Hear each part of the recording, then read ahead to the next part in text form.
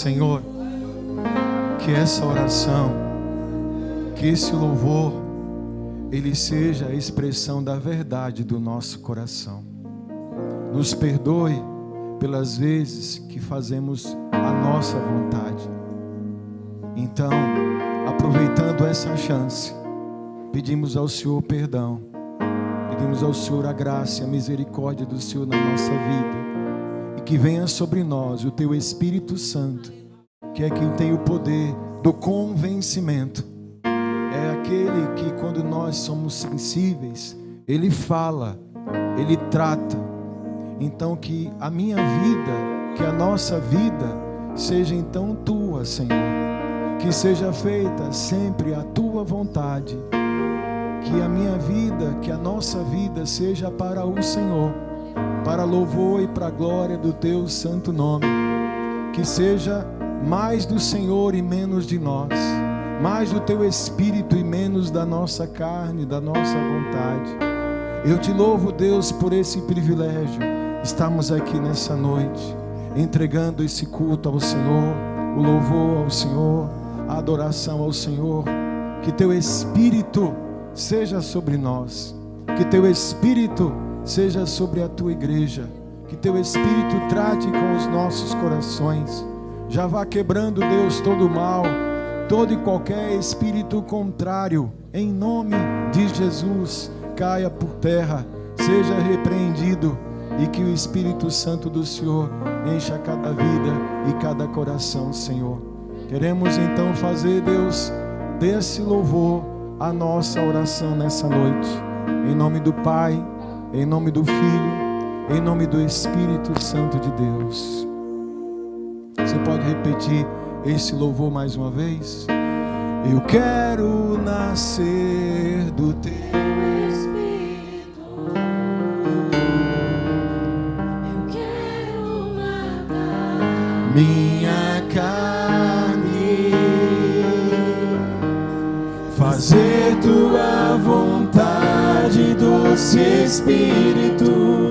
Que a minha vida seja Tua, que a minha vida, que a minha vida seja, mais uma vez, que a minha vida, que a minha vida seja Tua vida, Jesus.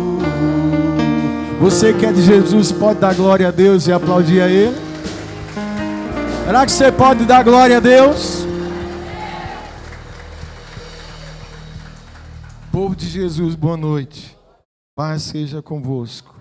Louvado seja Deus pela sua vida, pela sua presença nesse lugar. Quantos creem que Jesus está aqui? Então a gente não pode perder essa oportunidade de abrir o nosso coração para Ele, entregar a nossa vida para Ele e deixar que Ele faça a obra no nosso coração. Louva a Deus por você aqui nessa noite. Você já cumprimentou seu irmão, já deu paz para ele? Já disse Deus abençoe? Seja bem-vindo, seja bem-vinda.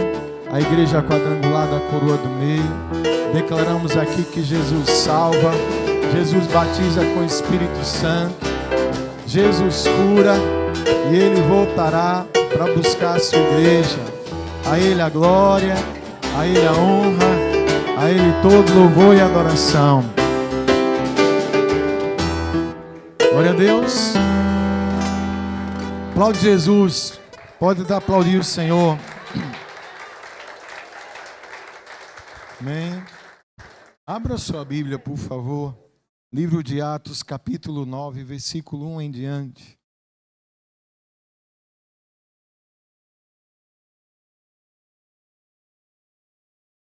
Atos, capítulo 9.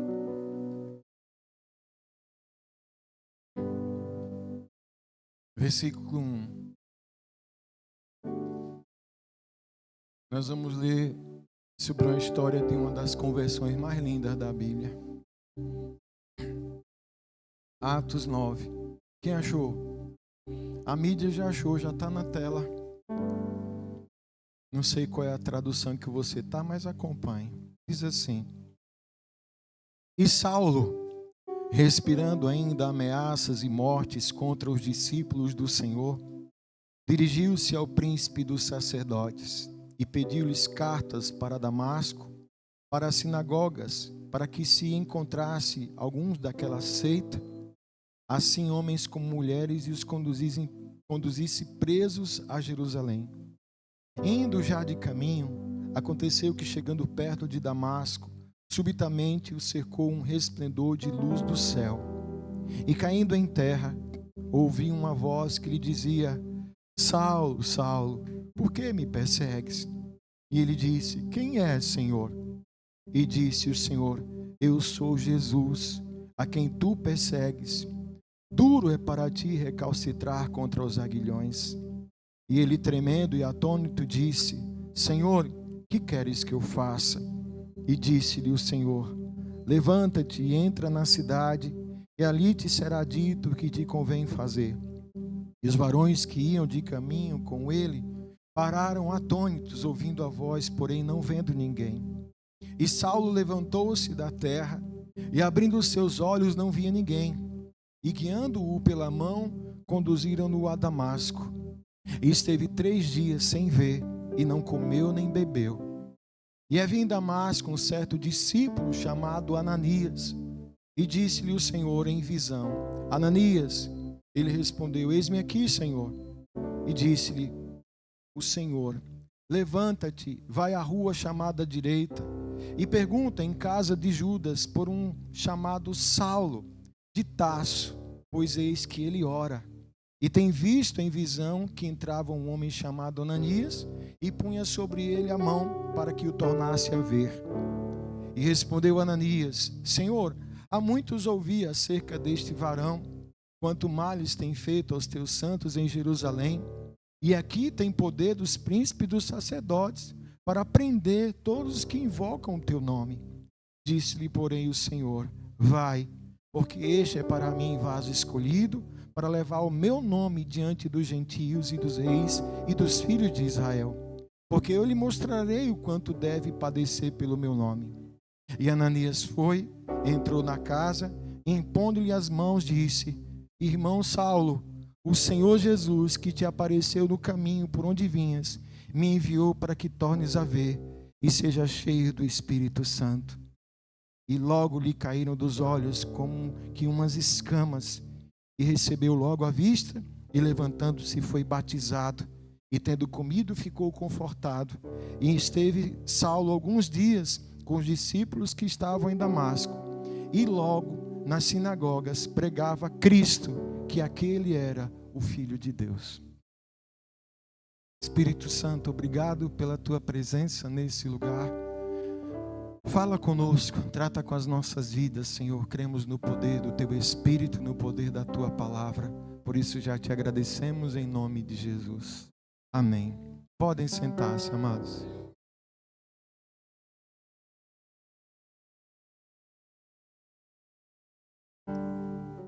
Como eu disse, é uma história muito linda de conversão. Aquele que seria, aquele que tinha a missão de estabelecer a doutrina da igreja do Senhor, escolhido do Senhor, o apóstolo Paulo, que teve o privilégio de se converter através de Jesus ressuscitado. O próprio Cristo aparece a ele. E aqui, amados, coisa bem interessante, aqui enquanto ele ainda era Saulo, depois virou Paulo, que Paulo quer dizer pequeno, que grande na nossa vida é só Jesus, né? Então, Saulo aqui, quem era ele? Uma grande autoridade ali do povo judeu, um profundo conhecedor da palavra de Deus, e tinha aqui como missão fazer, uma perseguição, desbaratar aquilo que até então era conhecido como uma seita, os cristãos. Saulo, ele perseguia os cristãos, ele mandava prender, ele sentenciava. A Bíblia fala que ele assolava e fazia tudo isso, George, em nome do Senhor. Ele procurava então ali acabar com todo aquele que viesse a invocar esse nome de tal Jesus, a esse que era dito o Cristo. E ele viajava por várias cidades e os cristãos temiam a ele. E numa dessas viagens para uma cidade chamada Damasco, ele é acometido ali pela aparição do próprio Cristo. Uma luz que vem, o cega, e o Senhor aparece diante dele, questionando por que ele o perseguia. E depois desse encontro, ele ali começa a ficar sem enxergar. O texto fala que as pessoas que estavam com ele, missionário Adriano, ainda ouviram a voz, mas não viram nada, não entenderam. De repente, Paulo ficou cego. E ele é conduzido ali a uma cidade de Damasco. E aí o Senhor chama um servo do Senhor, Ananias. Ananias, eu tenho uma missão para você. Vai na rua chamada direita, lá na casa do irmão chamado Judas. Tem um rapaz lá chamado Saulo. Ele está orando, ele está cego. Você vai lá orar por ele e vai pedir o Espírito Santo que venha sobre a vida dele. Ananias fala: Senhor, só para tirar a dúvida, é esse aquele Saulo que está perseguindo a gente? Esse é aquele Saulo que quer tirar a vida de quem está invocando o teu nome? Ele fez: é esse mesmo. É esse que é um vaso escolhido para mim. Vai ser instrumento em tuas nas minhas mãos. Vai ser usado para levar o meu nome. E Ananias vai lá. Chega Ananias: irmão Saulo, em nome de Jesus, aquele que se encontrou com você na estrada, ele mandou vir aqui para orar por você, para curar você, e receba o Espírito Santo. O texto diz que na hora caíram dos olhos de Paulo como se fossem umas escamas. E ele começou a enxergar. E a partir dali, Ruth, ele sai pregando que Jesus é o Filho de Deus. Ele vai anunciar Cristo. Ele fala do Senhor Jesus. Um episódio muito conhecido para a maioria de nós aqui. Aí o Senhor veio, desde a semana passada, ele veio com essa palavra no meu coração, missionário Daílson: escama. Escama. Tão comum para você, missionário, do tempo das pescarias, né? Diz escama do peixe, vem logo assim, escamas. Essa questão aqui que chegou aqui o apóstolo Paulo. E me veio isso, amados, uma seguinte reflexão. Quantas vezes, de repente, nós não podemos estar indo em certas direções na nossa vida e achando que estamos fazendo o que é certo e o que é aquilo que Deus quer? Quantas vezes podemos estar seguindo por um caminho que a gente imagina, está tudo certo. Isso aqui é de Deus para a minha vida, Ninha. Eu estou fazendo a vontade de Deus. Eu estou seguindo o que Deus tem colocado no meu coração. E quantas vezes a gente pode estar enganado com uma afirmação como essa? Porque Paulo, enquanto Saulo estava ali, ele achava estar fazendo algo em nome de Deus, quando não estava. Estava no nome de uma tradição, no nome de uma religião, ele estava cego. Somente quando essas escamas caíram dos seus olhos, nós percebemos aí agora uma correção de rota, uma mudança de vida, e um entendimento de propósito. E aí o Senhor veio com essa palavra: escama, escama, escama. Aí, irmãos, essas escamas, elas a gente pode até colocar uns nomes dela para ficar mais fácil. Porque, escute, o caminho de Deus é o melhor caminho para a nossa vida. Deus tem o melhor caminho para mim e para você. Mas eu preciso pensar: ei, eu estou realmente no caminho do Senhor? Eu estou fazendo realmente a vontade de Deus? Eu estou seguindo aquilo que Deus tem para mim? Ou será que eu estou escolhendo o que eu quero? Ou eu estou fazendo o que eu quero, do jeito que eu quero, e boto o nome de Deus para ficar tudo mais bonito e com cara de crente?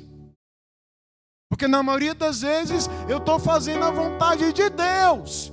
E às vezes escamas podem estar nos nossos olhos, cegando esse entendimento e imaginando que estamos fazendo a vontade de Deus, estamos fazendo a nossa ou do outro, e o que pode ser?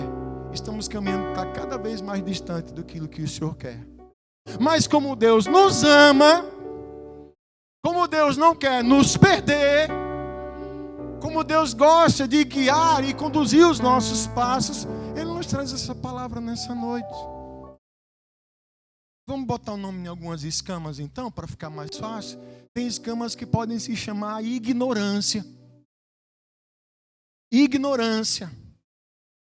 Explicando bem, quando a gente fala ignorância no Nordeste, pensa que é coisa bruta, né? Porque, cara, bicho ignorante. Não. Ignorância no sentido real da palavra. Falta de conhecimento.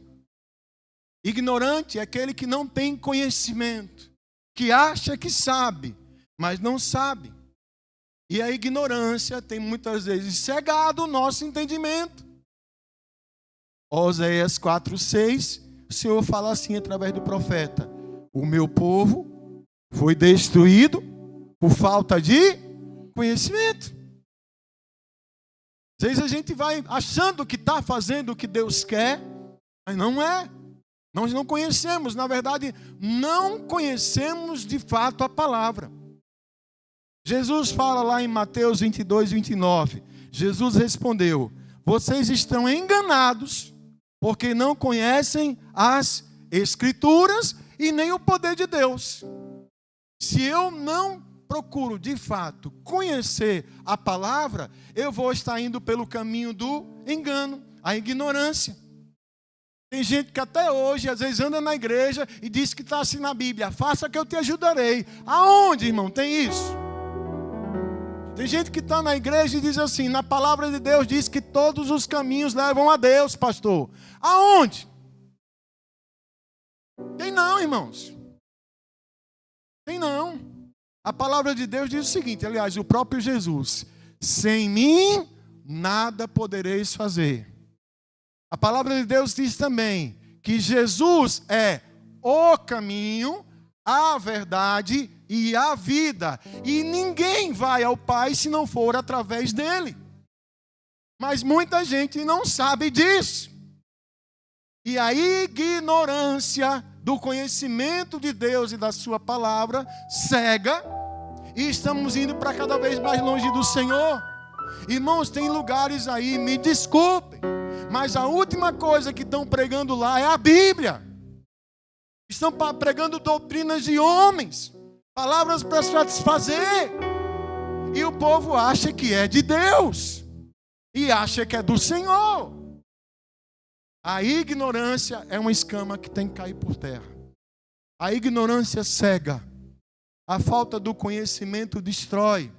A falta do conhecimento nos leva ao engano. Não se trata de ler a Bíblia, se trata de estudar a palavra, de colocar em prática a palavra. Eu falei isso agora há pouco na Atalaia. Meu professor lá de estudo teológico, ele fala o seguinte: nunca se deve ler, que tem gente que lê a Bíblia assim, sabe, Jorge? Lê um versículo e diz assim: Deus me revela aí.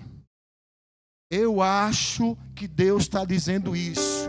Com todo o respeito que você tem por essa pessoa, seu irmão, diga assim para ele: meu irmão, em Deus e na palavra de Deus, você não acha nada. Não acha nada, irmão. Eu tenho que procurar entender o que Deus acha, o que Deus pensa, o que Deus quer, não é o que eu acho. Porque em nome do que eu acho, o que tem de brotando de seita por aí, não conhece a palavra, entroncha a palavra, e quem não conhece a palavra vai sendo levado em tabela.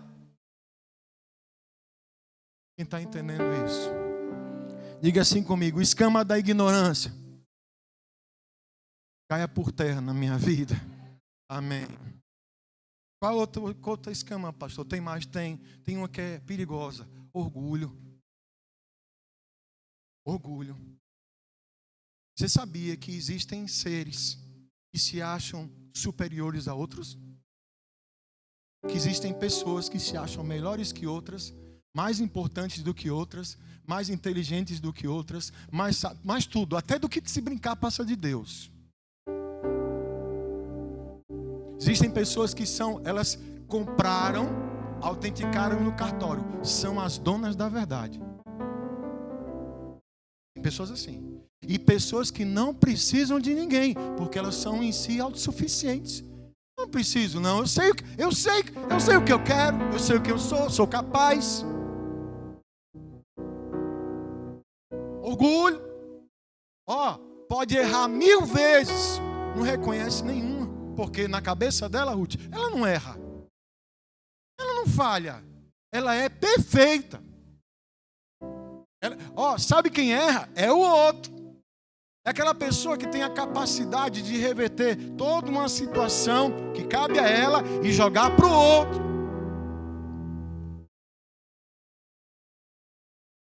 Obadias. Ainda bem que tem gente que lê a Bíblia e sabe que isso é um livro da Bíblia, é um profeta. Obadias. Conhece Obadias? Gente boa. Olha o que ele fala aí. Obadias 1:3. A arrogância do coração o tem o quê? Enganado. Você que vive nas cavidades das rochas e constrói sua morada no alto dos montes. Você que diz a si mesmo, quem pode me derrubar? Ainda que você suba tão alto como uma águia e faça o seu ninho entre as estrelas, dali eu derrubarei. Declara quem? O Senhor. Paulo fala a respeito de orgulho de uma forma espetacular. Olha o que Paulo fala a respeito de orgulho. 2 Coríntios 11:30. Põe aí, Vanessa, por favor. 2 Coríntios 11:30. Se devo me orgulhar, que seja nas coisas que mostram a minha fraqueza.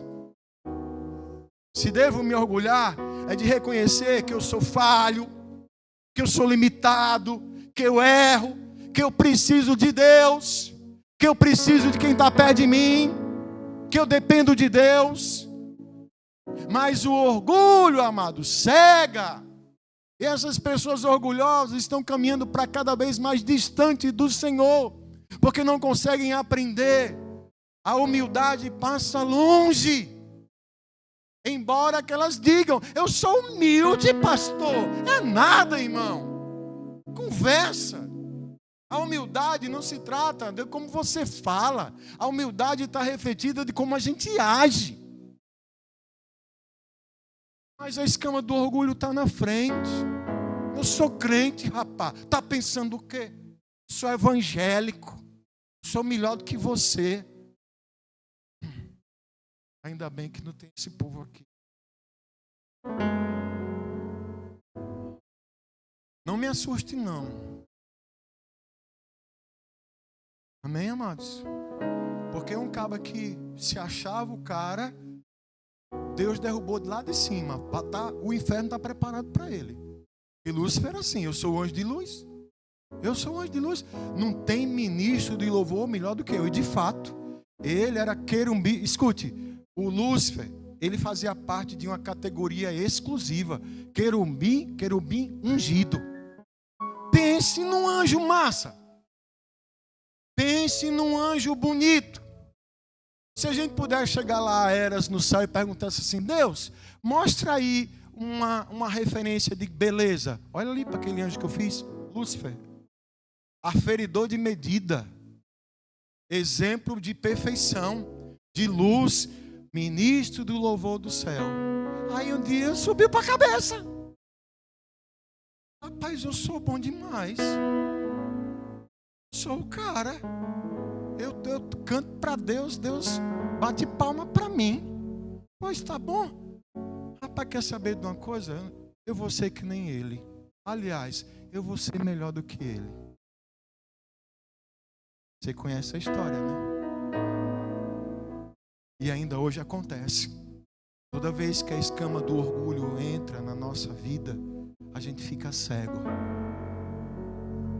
Perdemos a noção de quem de fato nós somos. Imagine Paulo, conhecedor da palavra. Paulo falava vários idiomas, poliglota, filho. Entendido na ciência. Escola de Gamaliel, o melhor mestre que tinha. Gamaliel. Diplomado. Acho que se fosse nosso tempo, na sala de Paulo, era só diploma na parede, certificado. Aí ele termina dizendo que esse conhecimento, desculpa o termo, para ele, tudo que eu adquiri é tudo cocô para mim hoje. Paulo falou isso. Diante de Deus, isso é nada. Mas isso, a escama do orgulho teve que cair. Diga assim comigo, escama do orgulho. Caia por terra. na minha vida. Em nome de Jesus. Vou encerrar. Tem mais uma.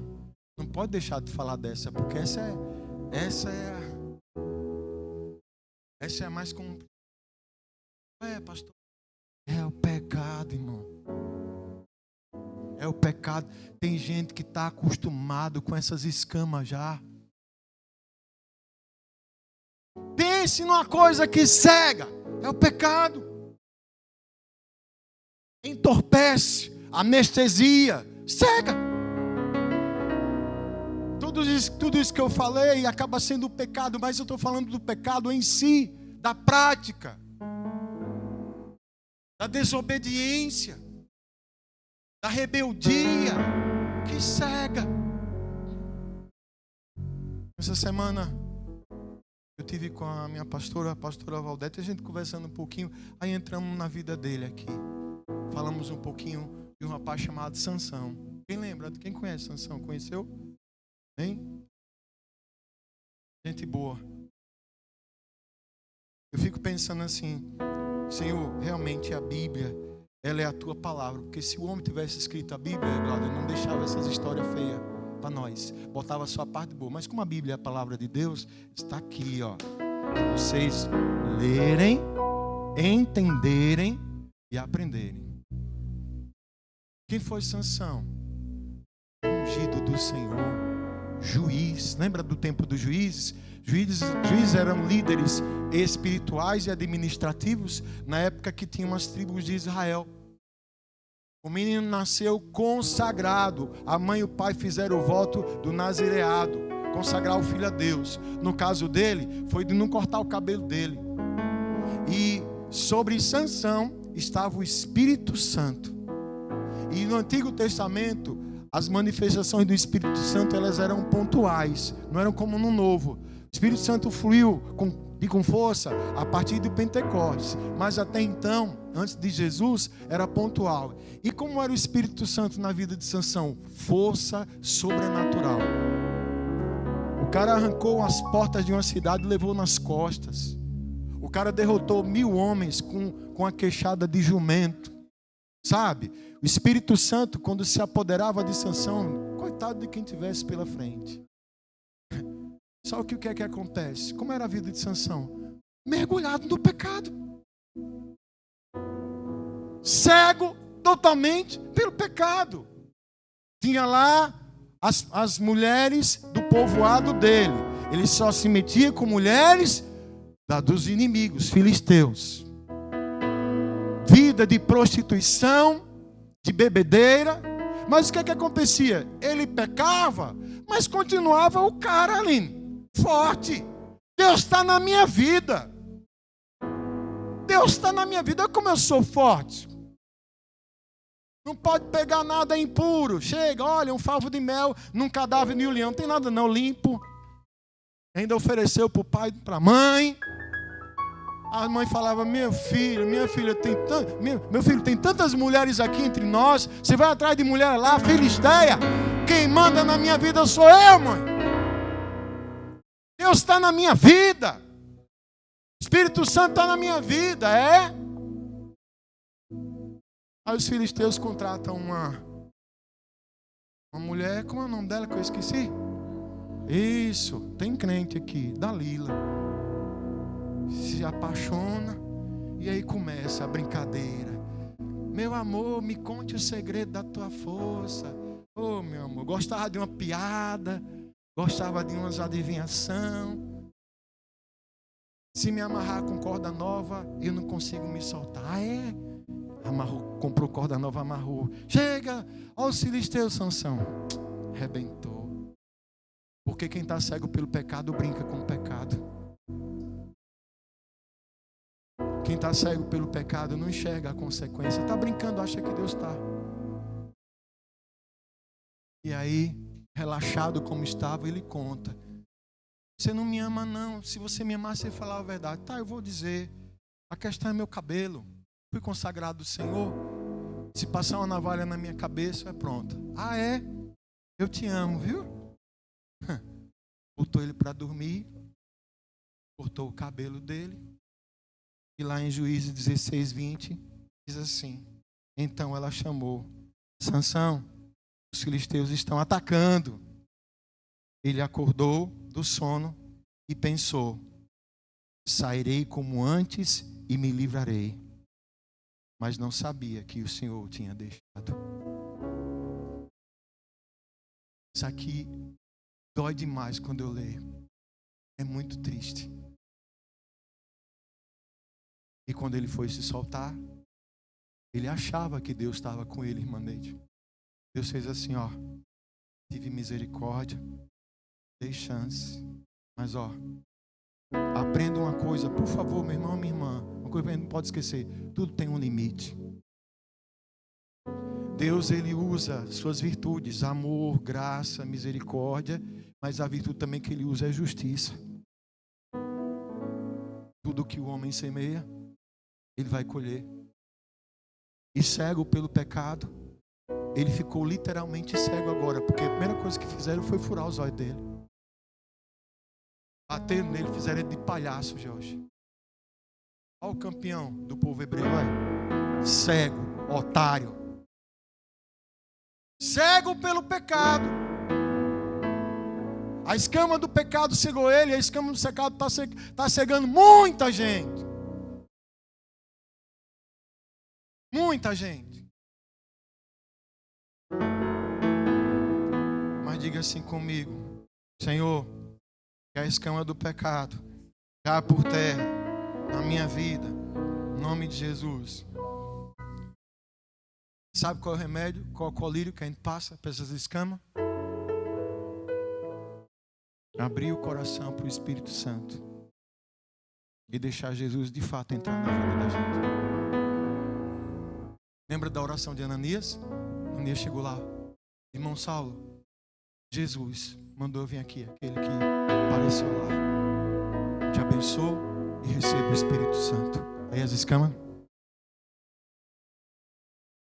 É isso que acontece quando o Espírito Santo de Deus de fato chega na vida da gente. 2 Coríntios 3,17 diz: ora, o Senhor é o Espírito, e onde está o Espírito do Senhor, ali há liberdade. Romanos 10,9 diz: se você confessar com a sua boca que Jesus é Senhor e crer em seu coração que Deus o ressuscitou dentre os mortos, será salvo.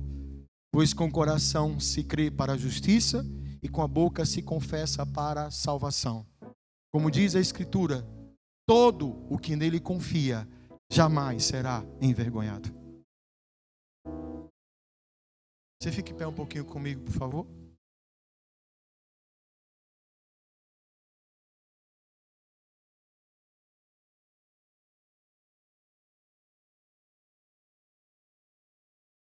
Depois de uma palavra assim, é interessante pedir para